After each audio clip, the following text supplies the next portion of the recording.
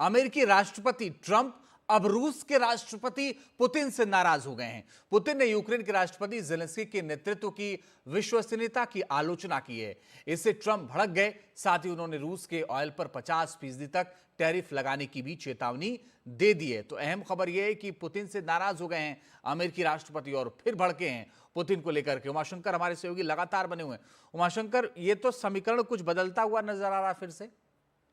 जी, बिल्कुल, आपने सही कहा। देखिए राष्ट्रपति ट्रंप ने ये कहा था कि यूक्रेन के साथ डील करना मुश्किल है और रूस के साथ डील करना आसान है। लेकिन जब सऊदी अरब में बातचीत के कई दौर बीते हैं, उसके बाद उनको ये एहसास हो चला है कि रूस के साथ एक्चुअल में डील करना मुश्किल है, क्योंकि रूस जो है नई शर्तों के साथ सामने आ रहा है। और पिछले दिनों रूस के राष्ट्रपति पुतिन ने जो एक बयान दिया कि एक कार्यवाहक सरकार का गठन होना चाहिए यूक्रेन में और इसमें इसके यूएन के ज़रिए उसकी देखरेख होनी चाहिए और वहाँ पे एक ऐसी सरकार हो जो ज़ेलेंस्की के बिना हो। ये बात जो है वो राष्ट्रपति ट्रंप को चुभ गई है और उन्होंने इसी इंटरव्यू में ये कहा है कि ये सही दिशा में जाने वाली बात नहीं है। तो जिस तरह की शर्तों को रखा जा रहा है रूस की तरफ से, इस बात को लेके ट्रंप नाराज़ हैं, क्योंकि उन्होंने ये कहा था कि 24 घंटे के भीतर युद्ध रुकवा देंगे, लेकिन कई दौर की बातचीत के बाद भी अमेरिका और रूस के प्रतिनिधिमंडल के बीच के बातचीत के बावजूद भी कोई ऐसा एक साझा बयान रूस और अमेरिका के बीच से निकलकर सामने नहीं आया है।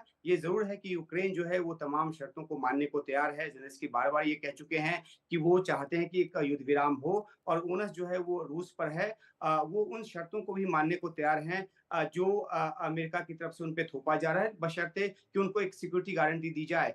तो एक टफ नेगोशिएटर के तौर पे पुतिन सामने आ रहे हैं और यही बात जो है वो ट्रंप को नागवार गुज़र रही है और तभी इस इंटरव्यू में उन्होंने नाराज़गी जताई है।